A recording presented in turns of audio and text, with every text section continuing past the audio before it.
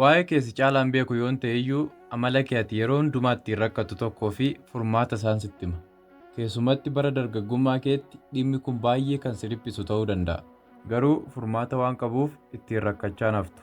Utoo haasofnu chaanaalii kana sabiskiraayib hin godhin jirta taanaan ammuma sabiskiraayib godhi.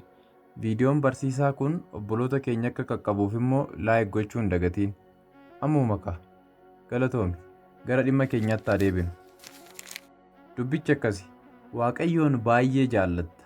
Yeroo hundumaa isa gammachiisaa jiraachuu barbaadda. Ija jabinaan fuula isaa duratti dhi'aachuu fi saba isaa tajaajiluun hawwii keeti.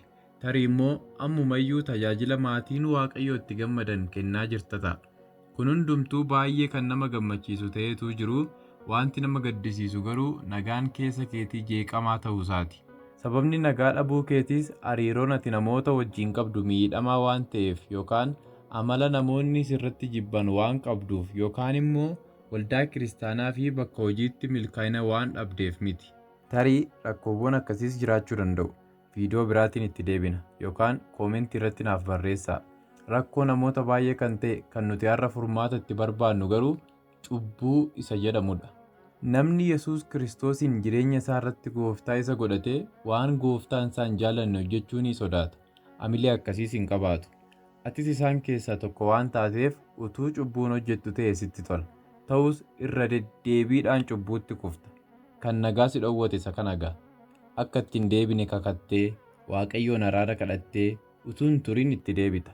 Raawwattee kaatee of argita. Kun immoo akka ati of tuffattu, akka ati abdii kutattu, ani hojii Waaqayyoof hin malu jettee akka ati of yaaddu, hafuura keetti akka dadhabdu, fuuldura keef abdii gaarii akka ati hin qabaanne, hawaasa irraallee akka ati of fageessitu si godheera. Xiinsammuu si miidheera. Kana qofaa miti. Fuula Waaqayyoo duratti dhiyaattee saba Waaqayyoo gidduu dhaabbattee Waaqayyoon waaqeffachuuf ija jabina dhabdeetta. Yeroo si bukkeedhaa namoonni gammachuudhaan harka isaanii ol kaasanii Waaqayyoon waaqeffatan waan Waaqayyo isaanitti gammadee sitti immoo nyaara guuree jiru sitti fakkaata. Miiricha nan hubadha.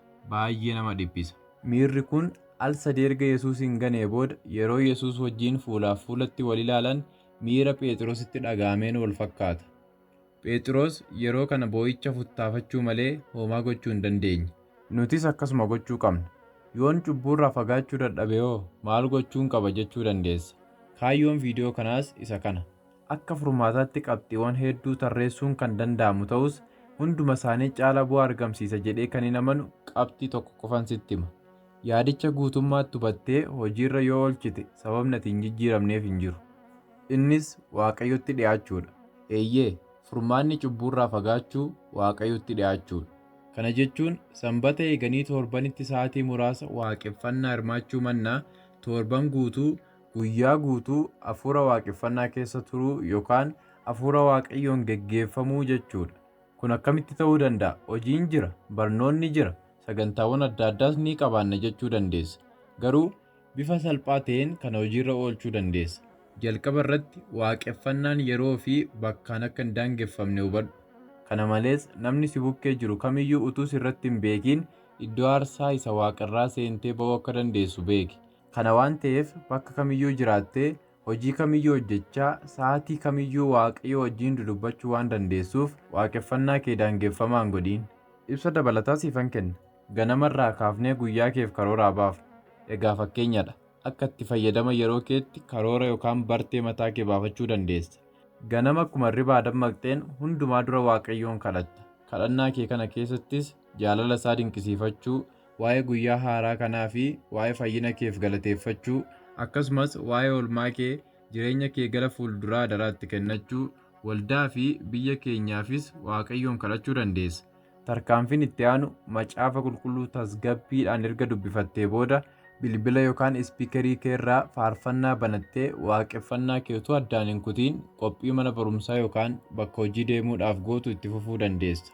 Yeroo manaa baatu yaada keetti Waaqayyo wajjin dudubbachaa yookaan eerfooniidhaan faarfannaa dhaggeeffachaa namoota karaa kee irratti sitti dhufaniif nagaa dhiyeessaa deemsa kee itti fufi. Yeroo akkana gootu abbaan nagaa kee siif dabala. Barataa yoo taate yeroo boqonnaa keetti hiriyoota waa'ee hafuuraa si mariisisan baafadhu. Waa'ee macaafa qulqulluu haasa'uun kan isaan gammachiisu namoota muraasan dhabdu. Kana jechuun karaa biraa hiriyoota hafuura keetti gufuu ta'anirraa hiikkachuu yookaan fagaachuu qabda jechuudhas. Hojjetaa yoo taates akkasuma hojii dhuunfaa kan hojjettu yoo taate immoo ammas bakka hojii keetti macaafa qulqulluu dubbifachuu, faarfannaa dhaggeeffachuu, hojii kee hojjechaa Waaqayyoon kadhachuu fi namootatti waa'ee Yesuus dhugaa ba'uun waaqeffannaa kee itti fufuu dandeessa.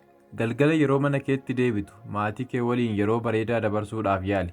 Akka isaan kadhataniifis haala mijeessuu fi isaan jajjabeessuun isaan waliin kadhachuu akkasumas yeroo qo'annaa macaafa qulqulluu qabaachuu dandeessa. Qofaa galta taanaanis bilbilaan maatii, firoottanii fi hiriyoota kee waliin yeroo gaarii dabarsuu dandeessa. Yeroo kana jireenya hafuura isaaniitti isaan jajjabeessi. Akka isaan siif kadhataniifis gaafadhu. Haala siif mijateen immoo bakka gareen qo'annaa macaafa qulqulluu jiru deemii hirmaadhu yookaan garee haaraa uumi. Dhuma irratti bilbilaa fi wantoota miira kee jeeqan irraa fagaachuun Waaqayyoon galateeffachaa hirriba yookaan boqonnaa gaariidhaaf of qopheessi. Wantoota hambise baay'ee qabaachuun danda'a. Akkasitti toletti bareechitee guyyaa kee erga qiddeeffatteen booda itti fufiinsaan jireenya akkasii gaafa qabaattu cubbuurraa fagaachaa Waaqayyotti dhiyaachaa deemta. Wanti ati dagachuu hin qabne kana waan gooteef bara kee guutuu cubbuutti hin kufiin hafta jechuu miti. Kan nuti guutummaan guututti cubbuutti adda baanu gaafa dhanna keenya isa kufe kana jijjiirrannee dhagna haaraa isa akka kan Yesuus Kiristoos uffannedha. Amma sanaatti cubbuu yookaan fedha foonii wajjin wallaansoo wal qabuun kee itti fufa. Wallaansoo kana mo'achuuf garuu gorsi kun si gargaara. Kan biraa immoo abdiin kutatiin. Yoo deebitee kufte deebitee kaatee adeemsa kee itti fufuu qabda malee ani si'achi nama hin ta'u jettee seexana hin gammachiisin. Utuu Waaqayyo sirraa abdii hin kutatiin ati ofirraa abdii hin kutatiin. Ayyaanni Waaqayyoo siif haa baay'atu. Viidiyoo kana amma yoona kanaatti daawwattee taanaan bu'aa irraa argachuu kee hin shakku. Tarii laayikii fi sabiskiraabii hin goone taanaan irra deebi'een si yaadachiisa. Ammas koomentii akka naa barreessitu nan barbaada. Mata duree akka kanatti viidiyoon irratti haa hojjetamu jettus naaf barreessi. Sin jaaladha. Bye.